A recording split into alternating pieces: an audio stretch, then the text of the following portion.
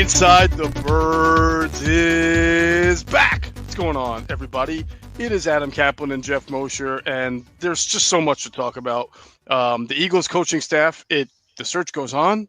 We've got reports already of some free agents that might interest the Eagles. And, of course, Adam Caplan, you are down in Mobile, Alabama right now. You've been there for a few days as the Senior Bowl goes on, and I know you've got a lot of chatter.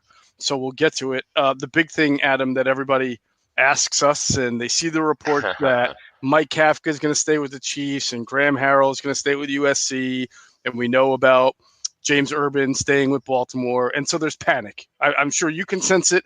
I can sense it. People are worried this is not a good job. People are worried that nobody wants to coach with Doug because he calls plays.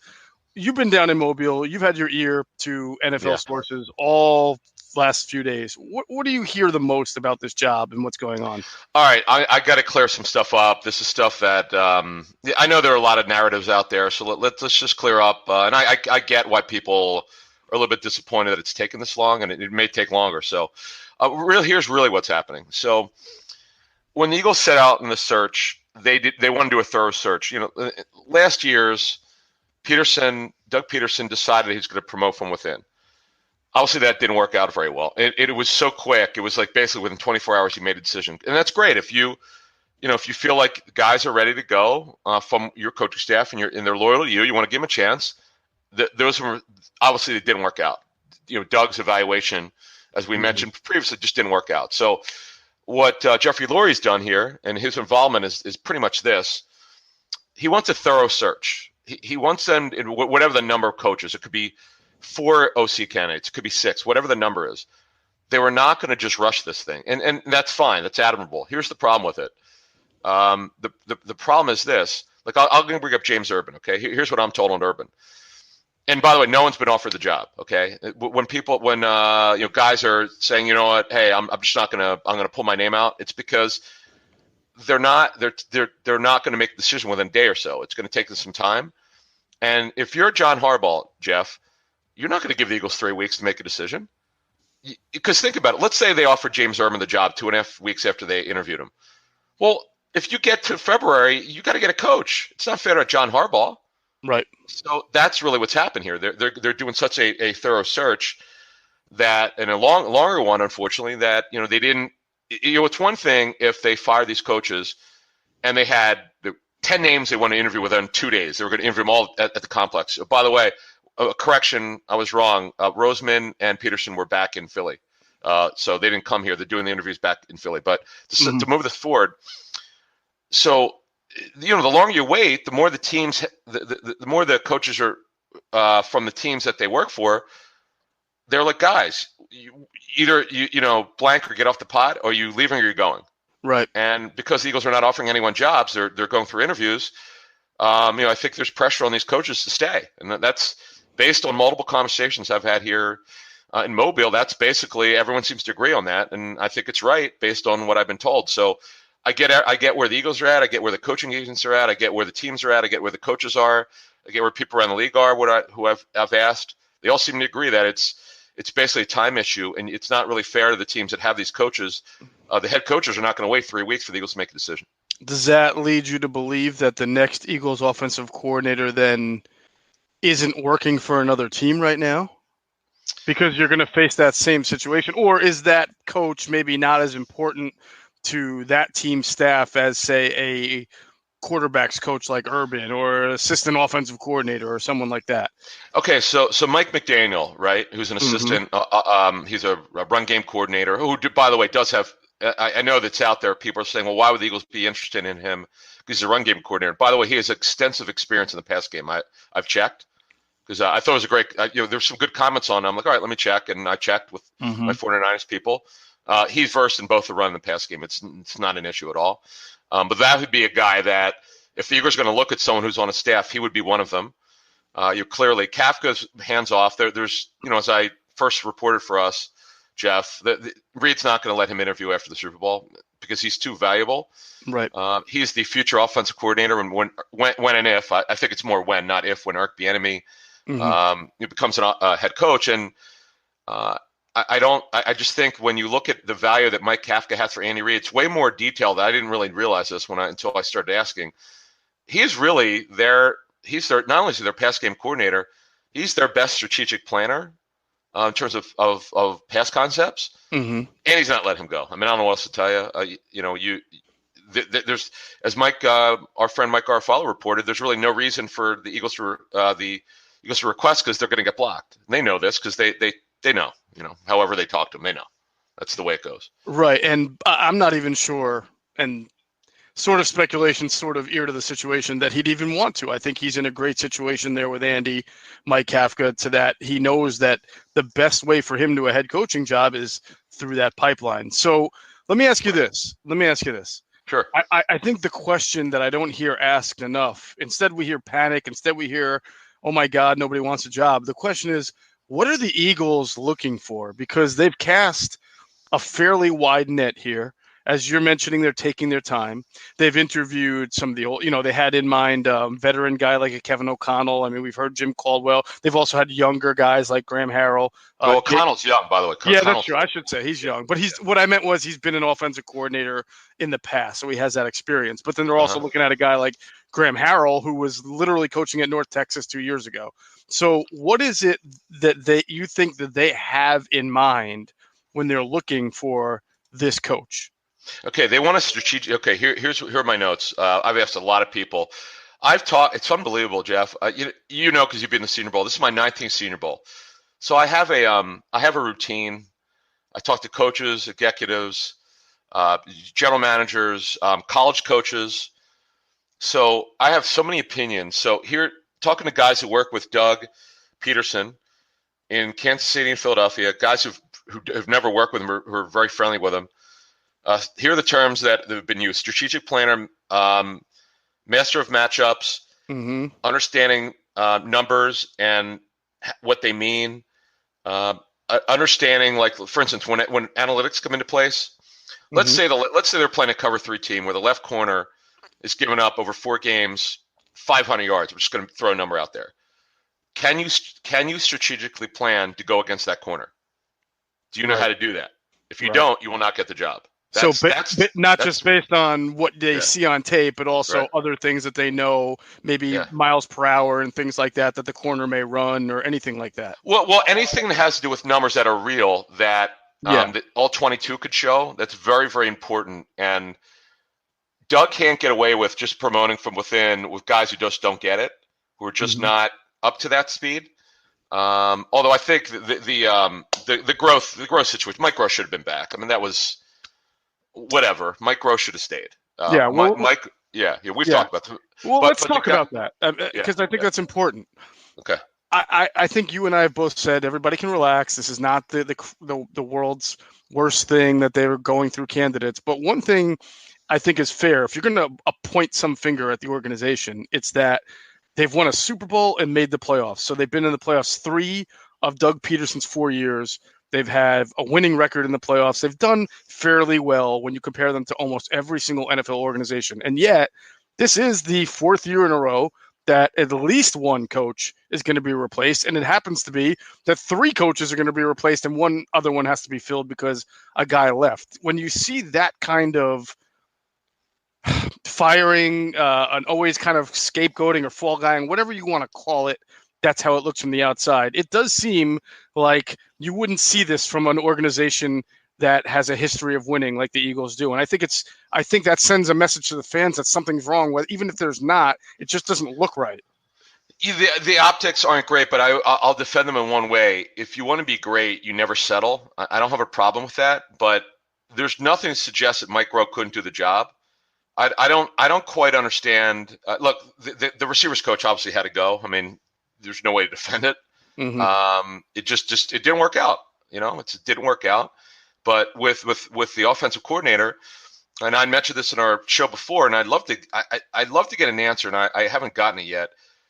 Did when we've talked about Doug needs to coach his coaches better? I just wondered did Peterson understand what Groh needed to do a better job with? How did he coach him? I need to get these answers, and I would like to know how Doug coaches his coaches, because as you just outlined it, all these guys getting fired on both sides of the football. It's not just offense, right?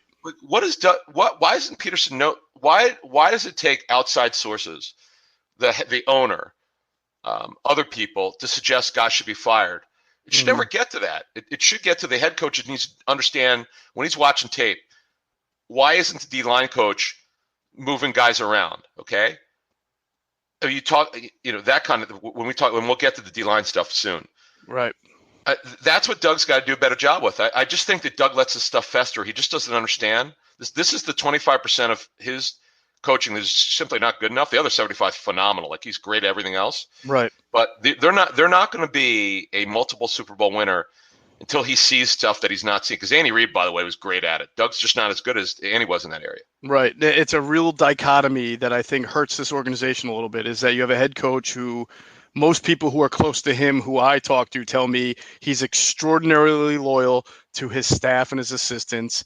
And in some cases, that's great. In other cases, maybe he's being loyal to the wrong guys. But then you have the front office then who kind of intervenes, and that's never a great thing either. And so we've talked about that before. And obviously we'll have to see moving along whether this reputation hurts the Eagles at all, just in general. Because as you mentioned, they may have good reasons for doing what they're doing, but from the outside, it looks like an organization that keeps winning is still making changes, and people scratch their head at that. Yeah, and I'm so glad you mentioned the loyalty issue. And again, it's admirable that Doug wants to do that, but man, you gotta, you know what, you gotta be loyal to your job is to win football games and to get the most out of your coaches. Mm-hmm. And I know there's no book on this, but I remember talking to people who work with Andy Reid in Philly. His ability to coach his coaches and understand what they're not doing well and get on their bleep about it, is you know what, Doug's got to do it, and that's all I got to say about it. All right, we'll move on to that. I want to know about any kind of chatter you might be hearing down at Mobile. I mean, obviously you're around everybody that might pertain to the Eagles. There's something that sticks out. Well, yeah. Well, actually, I meant chatter about the other, because we talk about offensive coordinator, obviously, but there's wide receivers coach, there's cornerbacks coach, and there's D-line coach. Is there anything? All right. Let me just stay on OC for about 30 seconds. So the job is very desirable, but trust me, there are plenty of coaches that want the job. It's just that the Eagles can't just tell these guys, well, we'll tell you in 2 weeks from now. You can't do that. But that's that's the delay here. That doesn't help them. All right. So D-line, we could put some news out here. Barring a major surprise, it's going to be Matt Burke as the D-line coach, and this is really interesting. It's going to be Jeremiah Washburn as his assistant. Jeremiah, I checked into this because it seems like everyone knows this stuff. Coaches like all around the NFL know this already. So, so I just asked people who've worked with him who are here. I said, "Hey, what can you tell me about this guy? I know he's Jim's son. I don't know anything about him. Super duper smart, obviously, because he knows the wide nine because he's Burke and." Burke is a protege of Jim Schwartz, so he knows the wide nine. Burke, I don't know that he's ever coached D-line, but he's a strategist. He's incredibly strategic. That's why probably he's getting this job. He matches what Jim wants. And then Jeremiah is an offensive line coach. He knows what to look at offensive lines to break them down. So this has been, by the way, Geoff, this has been a trend around the league where Raheem Morris, Raheem Morris, he's now the D coordinator for the Falcons. He was like their pests, whatever. He was like their pass game coordinator for the Falcons. Yes. But all he was doing is trying to break down what the offenses were doing. So he would be in two different roles to help the offense and defense. So that's what this is all about. I know from the optics, like, wait a minute, I don't understand this. Well, I have the same questions you do, folks. I didn't quite get it, but that's what we're expecting. Barring a surprise, you never know. But based on what I'm told, it's going to be Burke. It's going to be Washburn kind of running, not Jim, though. There was a rumor here that it was going to be Jim coming out of retirement. That's completely false. I'll just leave it at that. I think it's weird enough that we've got his kid coaching the defensive line again. So to even as an assistant. As an assistant. What about cornerbacks coach? Because a couple just got released from jobs recently, including one from the Browns. Yeah, I think Jason Lockett-Ford had a report. Is it Dwayne Walker? I don't have it in front of me. That's the one, Okay, I'm sure Jason's right about that. So I'll add a couple. Look for the Eagles to bring in Marquand Manuel. He's a former defense coordinator for the Falcons. He also, you might remember, was a safety for the Seahawks, Packers, I think, Marquand. I tell you, he's a former teammate of Lito Shepherd's at the University of Florida. Good point. Nice job out of you. Played in the same defensive backfield. Now I'm going to give you another scoop. Why would they bring him in? He knows cover 3. Well, I was going to say it was with the Falcons, yeah. So, well, Eagles run now. Their version of cover 3 is not Seattle's like Atlanta runs, but it's cover 3. Mm-hmm. That helps them get in here. There's another defensive coach. The name escapes me right now. He was with an AFC team. He was released recently that I think is coming in for an interview. But Marquand Manuel, I feel fairly confident is going to come in for an interview. That makes sense because again, that's a great interview. That's the kind of guy you want to bring in. Who he got a raw deal in Atlanta. He just got a raw deal. I mean, after Dan Quinn fired his 3 coordinators after last 2 years ago. I mean, it's crazy. So that's that for the D-backs. Wide receivers? I know they've interviewed several. I know people keep asking me about Sanjay Lal. I'm told he's on their list. I don't know if they've interviewed him, but they know him because they interviewed him 2 years ago when it was either Mike Groh or he would get the job, and they interviewed Groh for the receiver's job, and obviously that was a great decision. But I know that he's on their list, and they know him. And if they want to go in his direction, they'll go in that direction. All right, so that pretty much covers with DL, cornerbacks, wide receivers, offensive coordinator. Hey, look, Connor Barwin and Brent Selleck have been pictured walking around there. Yeah. Kind of Eagles old timers day, I guess. All of a sudden, I had a bunch of people ask me about Brent Selleck. I'm like, what are you talking about? I'm like, what is he here? I'm like, wait, he's here in Mobile? Then all of a sudden, I see him in the back of the end zone watching. I was like, what the hell?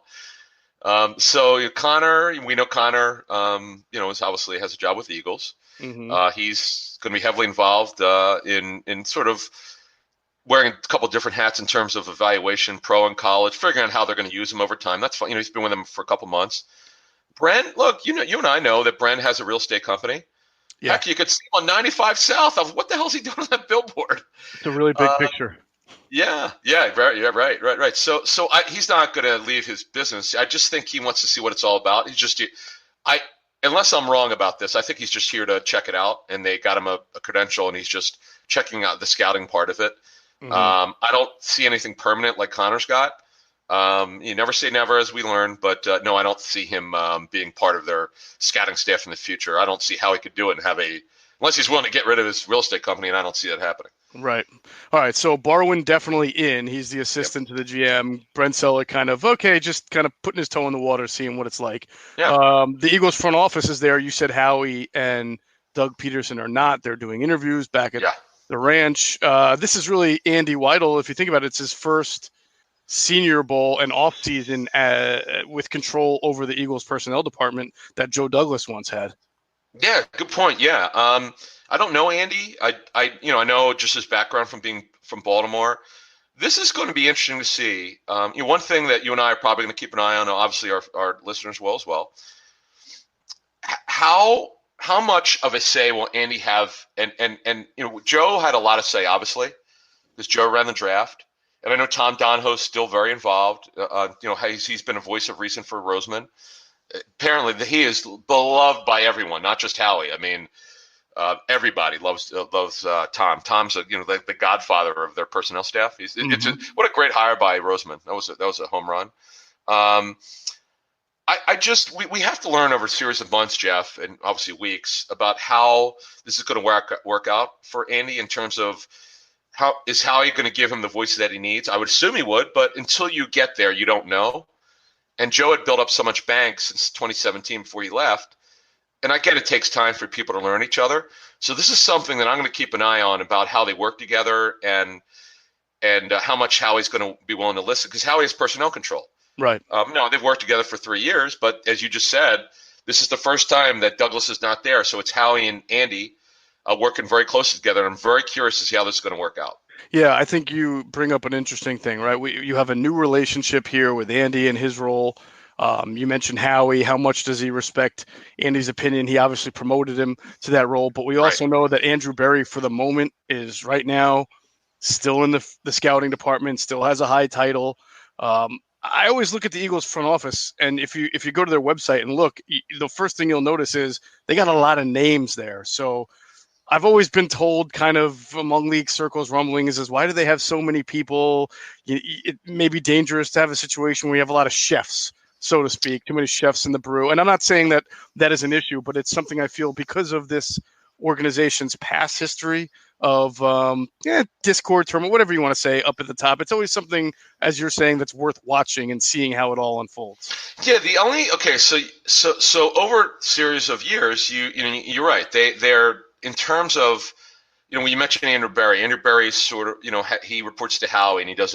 We've outlined about a bunch of things that he does. Mm-hmm. But over time, and I'm sure Andrew will become a GM someday. But over time, when you talk to people in other front offices, they always want to have a chance to move up. And if they don't, over time, they're going to wonder, will I have a chance to be a GM? Will I have a chance to be a personnel director, or whatever title that you want? And by the way, titles don't always mean what they do. I think this is something that fans get lost on, and I used to too. I'm like, wait a minute, he's doing that. Well, his title's this. Is he really doing that? Right. So you always have to wonder, are they still doing the same job? Because jobs change, though sometimes. With teams, Geoff, as you know, a guy will get paid $300,000, but he's doing a job that really pays $100,000. Mm-hmm. It's just a matter of what is he really doing, and titles don't mean a lot anymore. It's always about a responsibility. Right. Sometimes you get promotions. There was a time, I think a year or two ago, Adam, where the Eagles had a director of college scouting, an assistant director of college scouting, and a senior director of college scouting. Yeah, that was it. Yeah. So I didn't understand.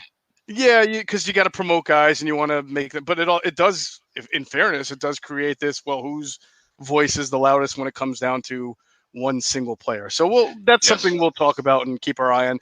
Jimmy Kempski had a report that came out today, and it was kind of like, you and I had known about it. I know you've talked about it, maybe not publicly before, but it's out there that the Eagles have had some sort of relationship with Scott McLuhan, who used to be the general manager of the Washington Redskins, and then also was a very big scout for the 49ers during their heyday. GM, right. When they were on the rise up to with Kaepernick and everything. He's a very, very, very well-respected scout. I admire his resume a lot. And so it's kind of, people now think, whoa, what's going on here? This guy is consulting you for the last 3 years. But as you know, and we've talked about, he's done this for a couple of teams. It's a strange situation, though, I'll admit. It's interesting. You have a very big scouting department already, and it's kind of like you're adding another voice in a sense. I think it's a little different than that. I think I know Jimmy put something on Twitter. I don't know if he wrote anything up because I just saw the headline. But here's what I've known about this for a year or so. We know this. It's not a secret. Scott's actually talked about it. I know Scott, great guy, by the way. I'm so glad he's doing well. We all know about his personal issues, but right. Scott's had to overcome a lot, and he's a good guy. I'm glad that he's doing well. So. He actually puts out draft grades and draft reports. And I think the Eagles subscribe to them because, as you just said, there are other teams that get his information. Mm-hmm. It's not a secret. He was helping the Browns and John Dorsey. Right. And this has been written about, speculated about. So mm-hmm. I don't know what Jimmy exactly what he meant by has been a consultant. I'm not sure what that means because I know that a bunch of teams have gotten his information. Like, it's one thing if they bring me. I don't know how this works because this is so unique. Like, are they just subscribing to his report, or are they actually bringing him in for scouting meetings? I have no idea. So, right. Until I see someone write about it, I really don't know, other than what I just said, whether I could really add on that. It sounds like, when you have a fantasy football draft and you do your homework, and everybody else does too, but 3 guys buy the same magazine also to help them do their homework. Like everybody shows up, and it's you got your Street and Smiths, and somebody else has their Street and Smiths. Right, they all have the same thing, but they all need different players. So it works. I jokingly said he's like the Bob Baffert of NFL scouting. If you know who Bob Baffert is. Oh God, I know who he is. Yeah, he trained all. You see, like they made the Kentucky Derby, and all I don't like horse horses, racing though, but yeah. Yeah, but you'll see all 5 favorite horses. They're all trained by like Bob Baffert. You're like, is he the guy with the what? Is he the guy with the white hair? Yeah, platinum. Okay, yeah, I got you. But you're like, how does that work? Everybody uses him to train their horse. Right. But that's the point. I don't know how it works. This is a part of what you and I do. Mm-hmm. I don't understand. I just don't understand how. It's like I read a lot of. I used to read a lot of draft guides. Because I'm not I like to gather so much information on the draft. I used to get my friends from our lads before they sold it to Dan Shanka. Mm-hmm. I used to get our lads. My friend Russ Landy, I don't know if you know Russ. Oh yeah, I know Russ. Yeah, you know Russ. I used to get his stuff. GM Jr. I used to get 4 or 5 of them. Kuipers. I just like to learn. I like to read, and I'm sure that's how he's doing. I'll say this about Howie. He likes opinions. Now he's going to make his own. He likes to see what other people think. There's nothing wrong with it, but you have to be careful of how many voices you bring into the room. That's the thing I'll add. I totally agree. All right, let's move on. Free agency is far from now, but this always happens at the Senior Bowl, at the Combine. Word leaks out, team is interested in this guy and team is interested in that guy. I always think that we're a little too early for that in January, and agents kind of help steer that. But for free agency, you mean, or draft? Free agency. Okay, got you. So the reports, Eagles will pursue heavily Byron Jones or Chris Harris. That came out there. The Chris Harris one kind of surprised me. I don't know how aggressively you pursue a 32 or 33-year-old cornerback. But Byron Jones, I think, would be a good fit for the Eagles. But I tend to think he's going to get paid, and we haven't really seen the Eagles. Not from Dallas, so I'm told it's unlikely that they're going to bring him back. Yeah. Right. Yeah. We haven't seen the Eagles splurge on a free agent over a long-term deal, literally since 2016. Howie's been I'll tell you, it's funny. When Howie was first as a GM, and they were missing on. He just didn't get the character part of it, and once his run in 2017, I don't know if they'll ever duplicate that. That was Joe Douglas's first year with Howie. Right. They're off season because Joe came in after the 16 draft. He did. Just the character. LeGarrette Blount. I mean, the leader, Chris Long. My God. Yep. And by the way, Chris Harris is a great dude. I have friends with the Broncos have told me about him over the years. He's 31 in June. It doesn't make any sense. By the way, it's my boy Tony Pauline. Tony Pauline and I are close friends, just for the record. Tony and I roomed together at the Combine and the Senior Bowl for like 15 years. Poor Tony. Yeah, I know. No, poor me. He snores. Did you guys go to bed to the sounds of Led Zeppelin? I know he's he likes Led Zeppelin. He's a great guy. He's a New Yorker. He's an annoying New Yorker, but I love him. Tony gets some good scoops, but I think he's on the right track with Byron for I would call potential interest. Mm-hmm. Chris Harris is going to want to get paid. He's 31. That's not look. If we're taking Howie Roseman at his word, I don't see why would you do it if you're going to get younger.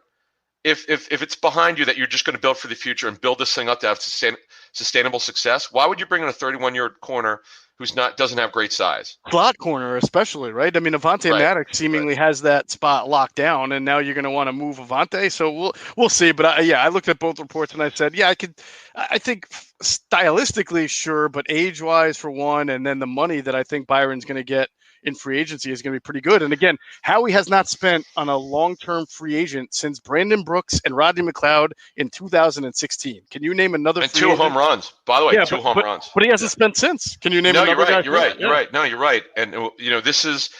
I don't know how. See, the thing about Weidl is I don't know how Andy thinks in terms of free agency because I can only go by what I know about Joe Douglas. He's not a big free agent guy. I know the way that their mentor Ozzie Newsome felt.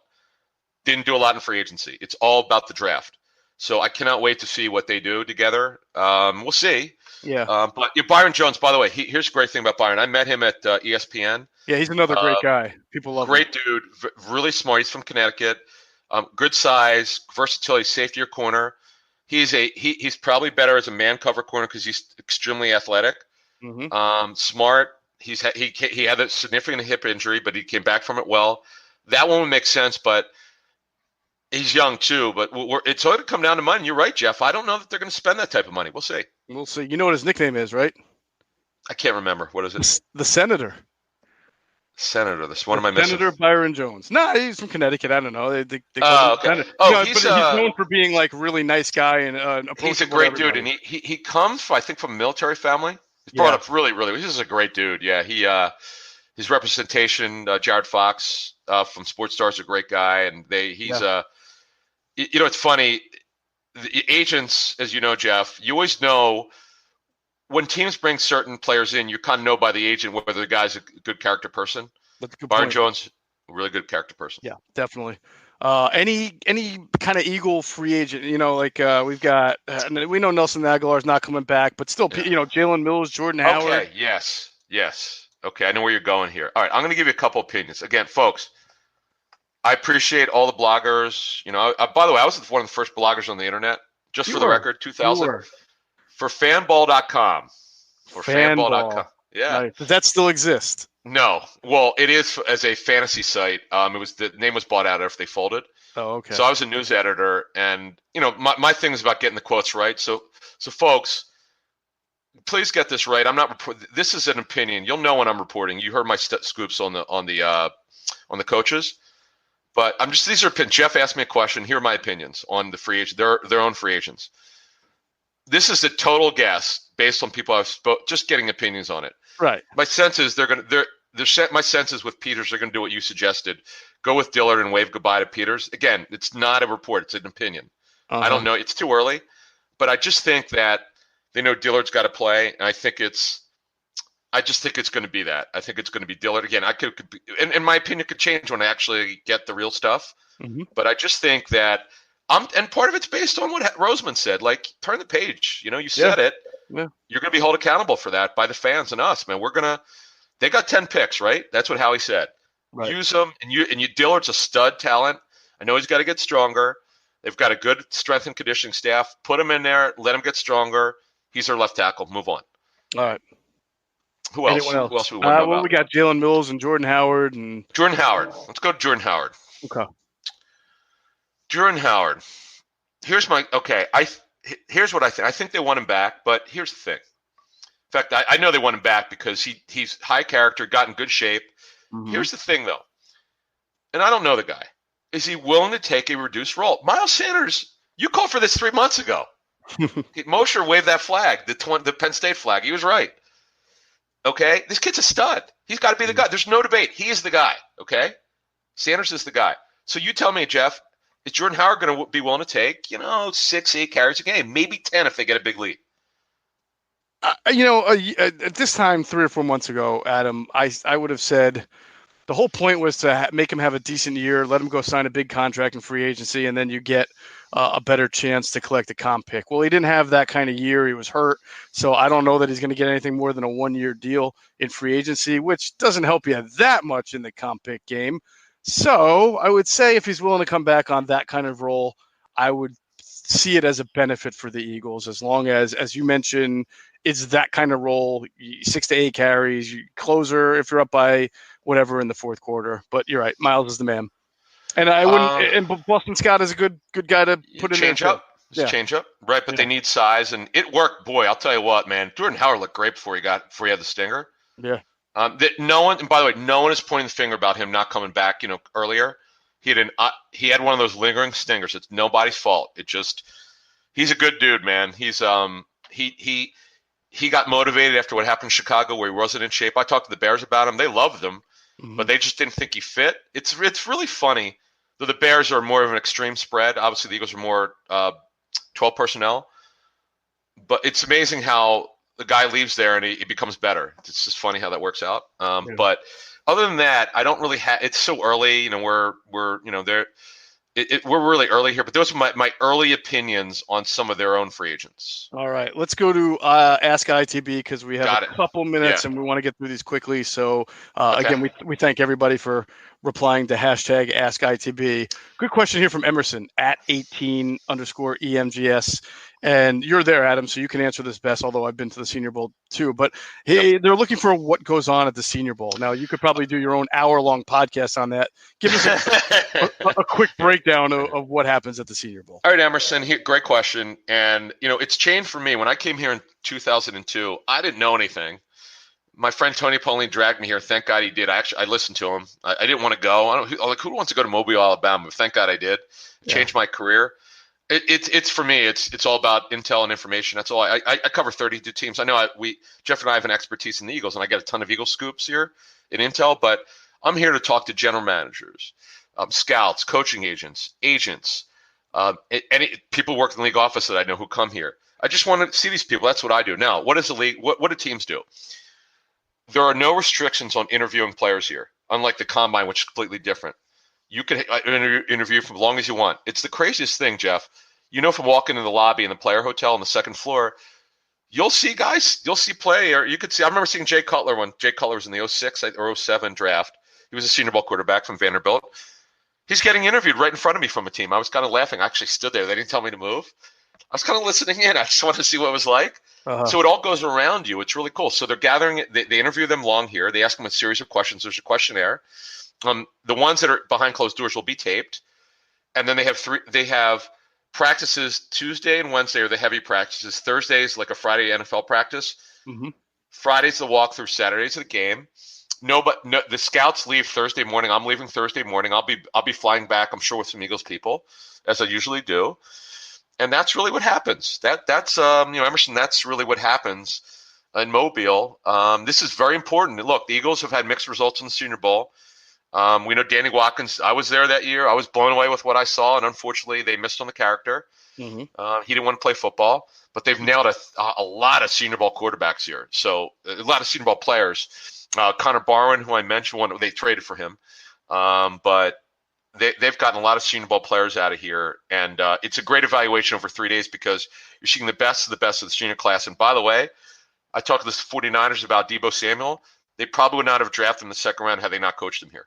Oh, wow. See, that's the advantage that when you coach here, and Yes. obviously there's the interviews. Just like at the Combine, you can do interviews here. You really get to know these kids.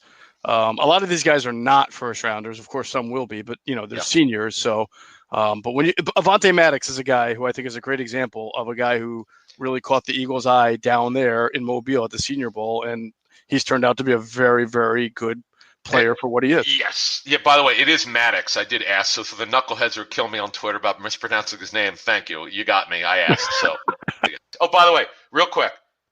This will take 10 seconds. My first Senior Bowl, 2002. You ready for this? Josh McCown. Okay. Mm-hmm. Antoine Randall. Brian Westbrook. Terrence Metcalf, DK's father. Isn't that crazy? That's Wade Freeney. It's a pretty good class right there. Unbelievable.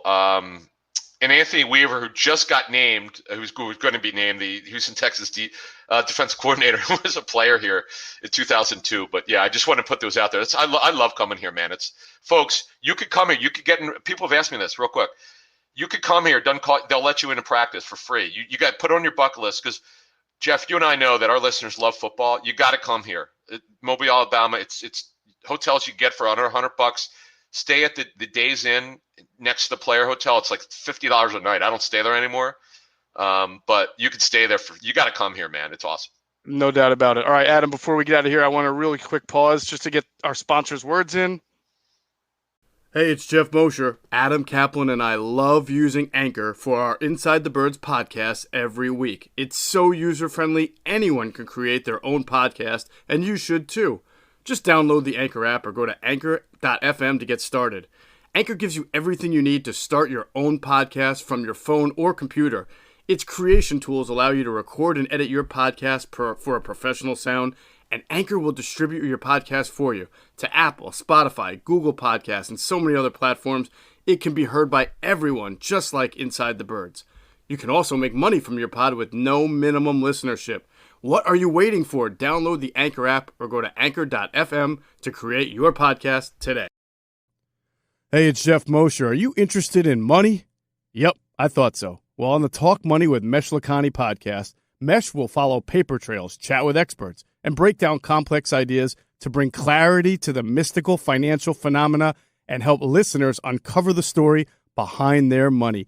Each of these compelling stories will hit a broad range of subjects ranging from buying Bitcoin, dealing with student debt, and everything in between. So if you're interested in money, and I know you are, check out the Talk Money with Mesh Lakhani podcast on Anchor. Okay, that was great. I think we had a lot of information about the coaches, free agency, what's going on with the Eagles down there, and you're coming back, so you will come on the radio on Thursday at 97.3 ESPN, correct, at 5 o'clock? Correcto Mundo, yeah. So I'll be able to. I'm sure there'll be some news coming out. There'll be some stuff we're not aware of because this coaching stuff, man. Every once in a while with NFL teams, they'll interview someone here. It could be the fifth person they interviewed, and no one knows about it, and they just announce it, right? Or it gets leaked. The coaching agents leak it, or the coaches. The funny thing that I get here is I'll talk to a coach from a team like I'll bring up like the Seahawks or something and go, hey, did you know that Philly's gonna name Joe Smith, defensive offensive coordinator. I'm like, oh, really? I didn't hear that one. Where did that come from? So look, stuff happens like you're not aware of. So anyway, no doubt about it. People like to empty the notebooks at the end when they go home. So you're right. People will come out with reports, and we'll be able to kind of address them and dig them up. Sure. So, and again, you'll be on 97.3 ESPN with me, Mike Gill, and Ryan Rothstein at 5:00 on Thursday. This podcast comes out Thursday morning, so hopefully we're getting a good amount of the crowd listening, and we'll check out what you have to say. As always, we thank our friends at 97.3 ESPN. Download their free mobile app. By the way, our show, the Sports Bash from 2 to 6, is recently named, or not named, but rated #1 in the market there in South Jersey. So nice. We thank you, Adam. You've been a great guest, and no doubt your segment has been a big part of why we're #1. So appreciate that. Also want to thank our friends PHLSportsNation.com, enhancing the reader experience and the fan experience with coverage of the Eagles and the Sixers and the Flyers and the Phillies, who are about to get started not too soon. Pitchers and catchers reporting soon. So I'm sure they'll be up on that. They've got some great podcasts, including the Birds Banter podcast that you can check out. And always, we thank our friend Hunter Brody, who helps produce us, Sports Talk with Broads on YouTube, where you'll see the most passionate fan takes from Hunter Brody on all Philadelphia sports. We always thank our friend, former Eagle Todd Hermans, and his company Body Check Wellness for their support. And please follow us on Twitter.